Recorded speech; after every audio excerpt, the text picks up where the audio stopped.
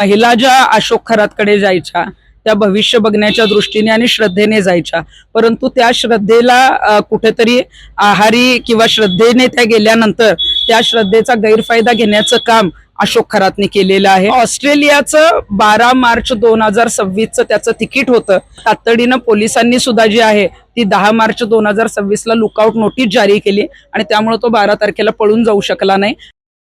नाशिकचा भोंदूबाबा अशोक खरात ह्याच्या प्रकरणात गेल्या 2022 साली एका व्यक्तीने आत्महत्या केली होती। आत्महत्यापूर्वी त्याने या चिठ्ठीमध्ये अशोक खरातचा उल्लेख केलेला होता की ह्याच्यामुळे मी आत्महत्या करत आहे। त्या संदर्भात तिथं गुन्हाही दाखल झाला, मात्र कुठलीही कायदेशीर कारवाई भोंदूबाबावर न होता त्याला तेव्हा सोडून देण्यात आलेलं होतं। आपण या संपूर्ण प्रकरणाची हकीकत जाणून घेणार आहोत सामाजिक कार्यकर्ते तृप्तीताई देसाई यांच्याकडनं। ताई, मोठं गंभीर प्रकरण आहे आता तर ते 2022 सालचं प्रकरण बाहेर आलेलं, काय सांगाल आपण?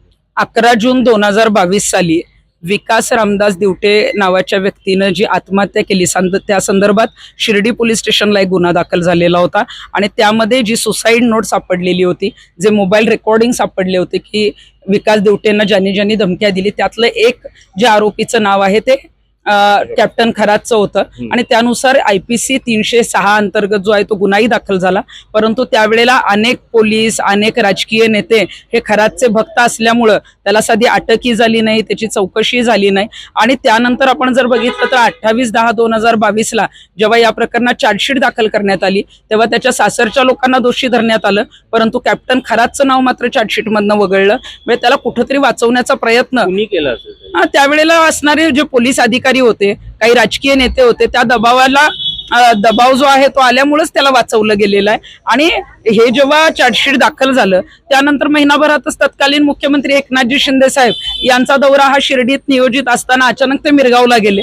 मग त्यावेळेला LIBचे रिपोर्ट नव्हते का किंवा मुख्यमंत्र्यांचं सचिवालय झोपलं होतं का? मुख्यमंत्र्यांना तसे रिपोर्ट का दिले गेले नाहीत? कारण मुख्यमंत्री तिथं पोहोचल्यामुळं जो अशोक खरातचं जे वर्चस्व होतं ते अजून वाढलं, त्याचा जो आहे तो दबदबा वाढला।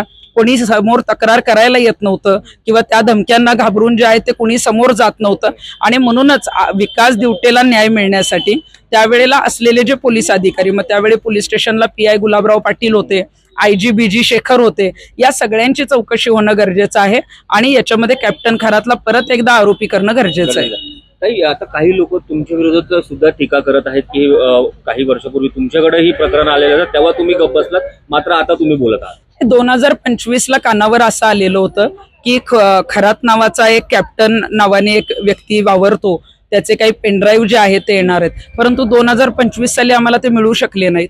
ज्या दिवशी 5 मार्च 2026ला ते मिळाले त्याच दिवशी ते गंभीर व्हिडिओ बघितल्यानंतर आणि 12 मार्चला तो ऑस्ट्रेलियाला पळून जाणार आहे हे कळाल्यानंतर 6 मार्चला तातडीनं सकाळी नगरचे SP सोमनाथ घारगे यांना आम्ही ते पेनड्राईव्ह दाखवले, त्यांच्याकडे जी आहे ती तक्रार घ्यायला लावली आणि त्यांनी तातडीनं ऍडिशनल SPच्या माध्यमातून DG आणि CM पर्यंत ते पोहोचवले आणि मुख्यमंत्र्यांपर्यंत झालेली कारवाई तुमच्या समोर आहे। त्यामुळे मला वाटतं की जे गुप्तपणे एक यंत्रणा काम करत होती की तो परदेशात पळून जाऊ नये, त्याची लुकआउट नोटीस जारी करणं असेल किंवा फिर्यादी महिला समोर येऊपर्यंत हे प्रकरण बाहेर न बोलणं असेल, तर या गुप्त यंत्रणेमध्ये जे कोणी काम करत होते त्यातली एक मी सदस्य आहे आणि मला अभिमान आहे की तो परदेशात पळून गेला नाही। तर आम्ही जे काही धैर्य दाखवलं किंवा ज्या पद्धतीने शासन यंत्रणेवर विश्वास ठेवला त्यामुळे त्याला बेड्या पडलेल्या आहेत। कुठं ऑस्ट्रेलियाला जाण्याची तयारी होती? ऑस्ट्रेलियाचं 12 मार्च 2026चं त्याचं तिकीट होतं आणि हे जेव्हा पोलिसांना आम्ही 6 मार्चला सांगितलं, त्यांना कळवलं,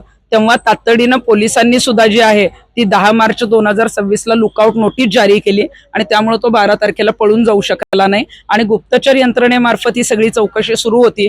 फिर्यादी महिला लवकरात लवकर आम्हाला मिळत नसल्यामुळं आपण बघितलं असेल की फिर्यादी महिला 17 मार्चला आली, ज्या दिवशी गुन्हा दाखल झाला, पण त्याच आधी मुख्यमंत्र्यांनी 13 मार्चलाच SITची स्थापना केलेली आहे की याच्यामध्ये कुणी दबाव आणता कामा नये, हे प्रकरण जे आहे ते कुणी याच्यामध्ये जे आहे ते त्याला सोडवता कामा नये, यासाठी SITची स्थापना त्यांनी केलेली होती।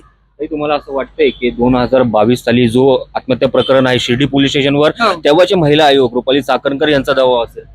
बघा, रुपाली चाकणकर असतील, मग त्यावेळेला दीपक केसरकर जात होते, आता त्याच वर्षी आपण बघितलं असेल की तत्कालीन मुख्यमंत्री गेलेले होते, मुख्यमंत्र्यांबरोबर राधाकृष्ण विखे पाटील गेलेले होते। त्यामुळे मग राजकीय दबाव कुणी आणला कुठले पोलीस अधिकारी जे आहेत त्या दबावाला बळी पडले याची चौकशी होणं गरजेचं आहे आणि त्या विकास दिवटेंना न्याय मिळणं गरजेचं आहे. ठीक आहे. काही अन्याय महिलांवर नक्कीच झालेला आहे, मात्र व्हिडिओमध्ये असं दिसून येत आहे की स्वखुशीने सुद्धा तिथे गेलेले आहेत, म्हणजे गुंगी वगैरेचं काय नाही, हे बघा, महिला ज्या अशोक खरातकडे जायच्या त्या भविष्य बघण्याच्या दृष्टीने आणि श्रद्धेने जायच्या, परंतु त्या श्रद्धेला कुठेतरी आहारी किंवा श्रद्धेने त्या गेल्यानंतर त्या श्रद्धेचा गैरफायदा घेण्याचं काम अशोक खरातने केलेलं आहे. आणि तो मग काहीतरी मूत्र पाजायला द्यायचा किंवा आपण बघितलेलं आहे की तो काहीतरी आगोरी पूजा करायचा, योनी पूजा करायला लागेल अशा पद्धतीचे सल्ले द्यायचा आणि त्याच वेळेला तो त्यांना संमोहित करायचा आणि बाहेर जातानाही त्यांना सांगायचं की हे व्हिडिओ आता मी रेकॉर्ड केलेले आहेत, तुम्ही जर कुठं बोलला तर तुमच्या घरच्यांना मी जे आहे ते संपवेन किंवा तुम्हाला मी जे आहे ते ब्लॅकमेल करेल. आणि म्हणून घाबरून कुठल्याही महिलेने जी आहे ती तक्रार दिली नाही. त्यामुळे मला वाटतं की जेव्हा कधी अशोक खरातला अटक झाली त्यावेळेला SITने आवाहन केल्यानंतर अनेक महिला समोर आलेल्या आहेत. त्यामुळे त्या पीडिता समोर येऊन आता गुन्हे दाखल करतायत आणि आता अशोक खरातची सुटका होणार नाही. त्यामुळे या ज्या पीडिता आहेत त्या दोषी आहेत असं आपल्याला म्हणता येणार नाही. त्या कुठंतरी घाबरून ज्या आहेत त्या पुढे येत नव्हत्या, धमक्यांना असेल किंवा त्याचं जे एक वर्चस्व होतं त्याच्याकडे जे काही एक मंत्री आणि अनेक आमदार हे जे काही सगळे येत होते त्यामुळे कुणी पुढे येऊन तक्रारी करत नव्हतं. शेवटचा प्रश्न आहे, तर आव्हान असेल, काय आव्हान करणार महिलांना आणि इतर नागरिकांना की अशा भोंदूबाबांपासून कसं? महिलांना आणि जनतेलाच मला सगळ्यांना आवाहन करायचंय की देवावर आपली प्रत्येकाची श्रद्धा असते, पण अंधश्रद्धेला कुणी बळी पडता कामा नये. अंधश्रद्धेच्या नावाखाली आपल्याकडून जो काही अघोरी प्रकार असेल किंवा अशा ज्या काही पूजा करून घेतल्या जातात, योनी शुद्धीचा प्रकार जो आहे तो अशोक खरातने ज्या पद्धतीने केला, असं कुठं जर काही आढळत असेल तर तातडीनं समोर या, पोलीस स्टेशनला तक्रार द्या आणि असे जर कुठल्या जिल्ह्यामध्ये असे जर भोंदूबाबा हे जर काही लैंगिक शोषण करत असतील तर त्यांचा पर्दाफाश न घाबरता पुढे येऊन करणं गरजेचं आहे.